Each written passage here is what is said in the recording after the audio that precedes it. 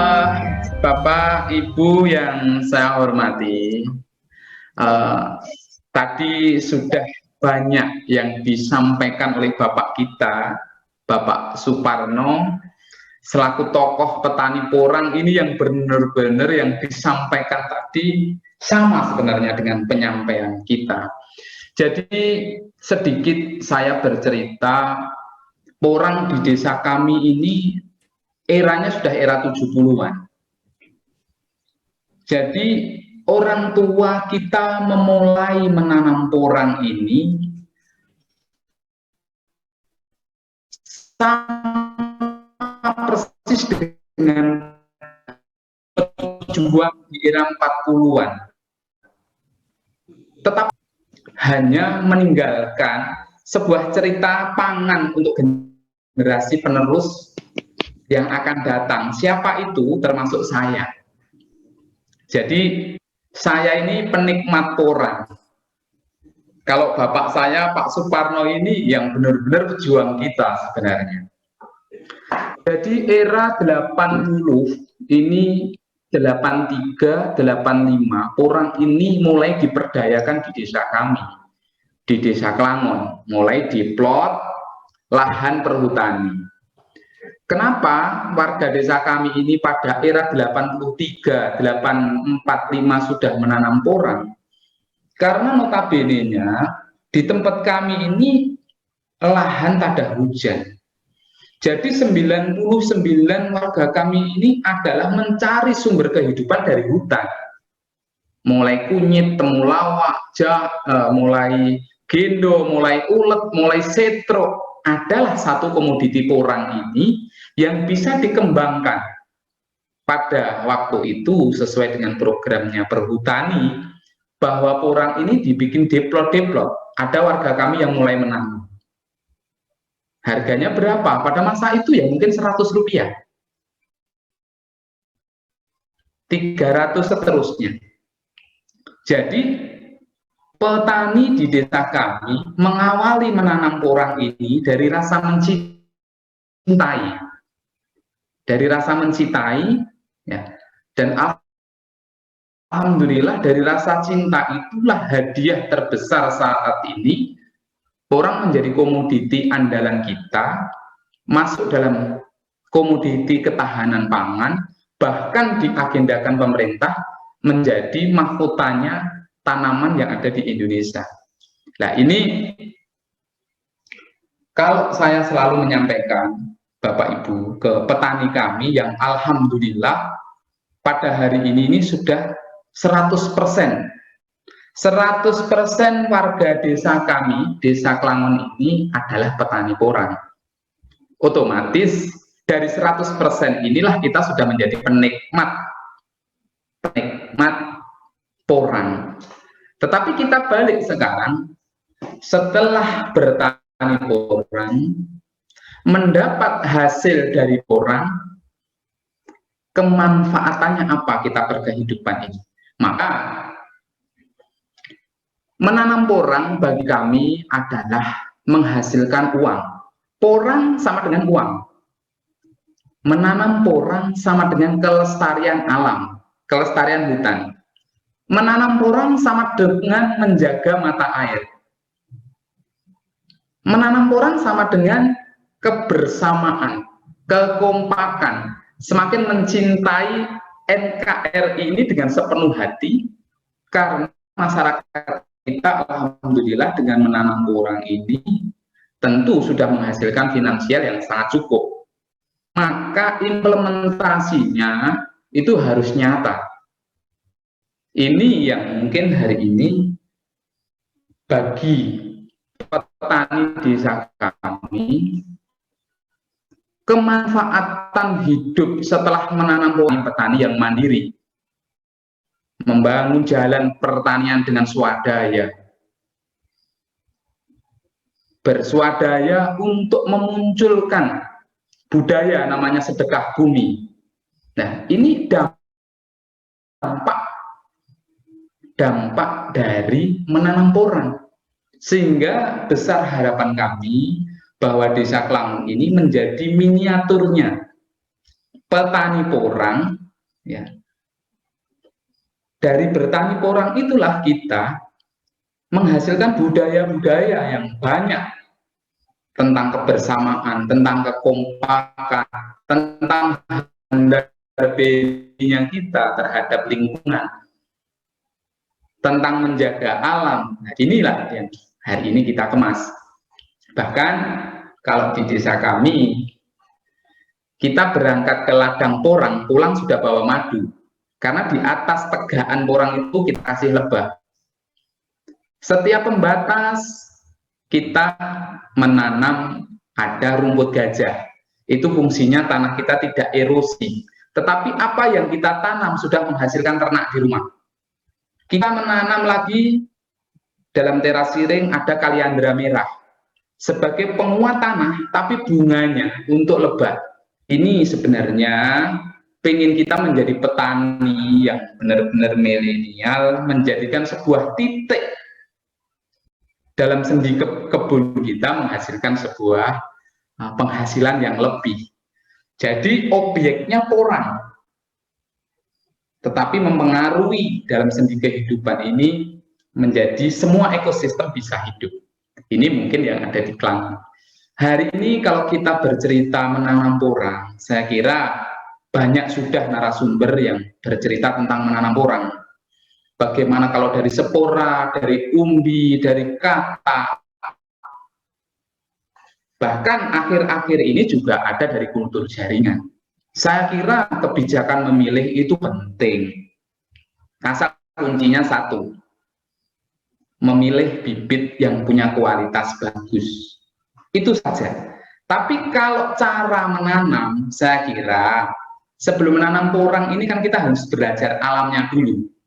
Di lahan seperti apa, tegaannya seperti apa, DPL-nya juga seperti apa, sehingga saya tidak akan bercerita menanam karena tiap daerah itu tentu punya rumus dan cara menanam masing-masing. Jadi seperti itu. Dan mudah-mudahan KPIS ini harapan besar kita benar-benar bisa mewadahi kekhawatiran kita sebagai petani dari hulu sampai hilir. Sehingga saya berpikir indahnya KPIS ini ibarat pohon porang yang dia hanya hidup untuk menopang kata atau bahasanya bubil, dan dia akan membesarkan umbi secara maksimal. Walaupun ketiadaan batang sama daun ini tidak diperhitungkan, tetapi perlu kita ketahui bersama, ilmu porang ini ilmu yang sangat luar biasa. Bukan hanya sekedar ilmu padi yang semakin merunduk, semakin berisi, tidak. Tetapi kalau saya mengamati selalu di kebun, nutrisi di dalam batang dan daun ini pada masa titik tertentu akan disalurkan ke porang, ke umbi. Juga sepenuh hati akan dikirimlah ke bubil. Sehingga nutrisi itu habis, akan menghasilkan katak yang bagus, terlepas, dan juga umbi yang berkualitas. Tetapi sang pohon sama daun ini dia akan lapuk, dia akan mengering menjadi pupuk. Mudah-mudahan KPIS ini juga keberadaannya ini memang benar-benar bermanfaat bagi petani tanpa tendensi sesuatu. Jadi istimewa sekali hidup ya untuk kemanfaatan orang lain ini, mudah-mudahan seperti itu. Jadi yang saya garis bawahi bagi petani, jangan ragu untuk menanam porang. Tetapi euforia porang ini jangan sampai kita terima berlebih sehingga lupa kita mengontrol, sehingga kurang tepat memilih bibit, kurang tepat dalam cara menanam. Lah, ini banyak diskusi yang ada di asosiasi, banyak. Mungkin bisa sharing. Tetapi hari ini tidak ada alasan lagi kita untuk tidak menanam porang. Menanam porang itu memang agak lama, butuh satu musim. butuh 2 musim, bahkan butuh 3 musim. Tetapi akan lebih lama kalau kita hanya jadi penonton.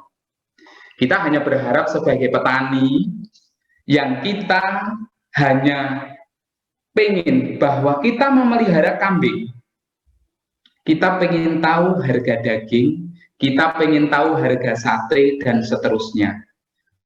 Kita juga pengen menanam porang, pengen tahu sejauh mana dunia bisnis. Mudah-mudahan petani kita ke depan bukan hanya menjual umbi, bukan menjual chip, tetapi mudah-mudahan kita bisa menjual powder dengan program KPIS ini. Jadi sangat luar biasa Bapak Ibu, kalau di desa kami ini bahkan euforia politik pun tidak akan masuk berlebih di desa kami. Karena apa? Petani kami ini sudah bercerita hari-hari, itu sudah 1 minggu ke depan. Besok mau membersihkan lahan, besok mau memupuk, besok mau kerja. Nah, ini sudah menjadi program. Karena apa? Setiap kepala keluarga di desa kami adalah petani porang yang hari-harinya tentu diskusi tentang tanaman porang. Bagaimana pasca tanam, pasca perawatan, panen, penjagaan pasca panen pun itu dikemas dalam sebuah lembaga kita yang bernama LMDH Pandanasri, termasuk kerjasama dengan perbankan. Nah, ini yang akan menjadi besar harapan kami di desa kami ini, di wilayah lereng Gunung Pandan ini, lebih dari 2.000 hektar. 2.000 hektar yang sudah produktif. Yang menjadi ganjalan di hati saya, mudah-mudahan dengan lebih dari 2.000 hektar, didukung oleh petani-petani yang konsisten, saatnya petani porang punya pabrik sendiri. Mudah-mudahan pada acara malam hari ini KPIS ini benar-benar bisa mewadahi kita sehingga terwujud apa yang menjadi cita-cita kita bersama. Jadi mungkin bisa kalau Bapak Ibu semua untuk kita sharing terkait porang, terkait menjaga kelestarian hutan, terkait menambah penghasilan di sela-sela porang, bisa nanti kita sharing bagaimana kita hanya punya cita-cita di 10 tahun yang akan datang. Mudah-mudahan banyak generasi penerus kita begitu ditanya di bangku kelas 4 SD punya cita-cita menjadi petani porang. Saya yakin karena porang inilah ini greget kita, semangat kita menjadi petani bukan hanya profesi pelarian, tetapi mudah-mudahan karena menanam porang ini menjadi profesi petani pilihan. Jadi mungkin harapan kita ke depan seperti itu. Tentu mungkin ada bahasa saya mungkin yang kurang berkenan, saya mohon maaf, dan terima kasih Pak Suparno, orang tua-tua kita, tokoh kita yang menjadi pejuang menanam porang pada era 75-80. Hari ini kita benar-benar sudah menikmati, dan mudah-mudahan kita mampu menjaga dan tentu bisa memberi kontribusi yang lebih terhadap petani, terhadap inovasi turunan. Mudah-mudahan sama juga kita mengisi kemerdekaan setelah pejuang yang dahulu rela mengorbankan nyawa demi NKRI. Sama rasa terima kasih kita juga kepada tokoh-tokoh petani. Terima kasih. Porang hari ini memang menjadi tanaman yang digandrungi kaula muda. Bahkan kalau di desa kami 98% warga kita tidak ada yang merantau. Anak muda lulusan sekolah SMA menengah kembali menjadi petani porang. Mungkin seperti itu, Bapak Ibu, mungkin ada salah tutur bahasa kami. Saya mohon maaf, mudah-mudahan, dan ini saatnya petani porang punya pabrik sendiri. Wassalamualaikum warahmatullahi wabarakatuh.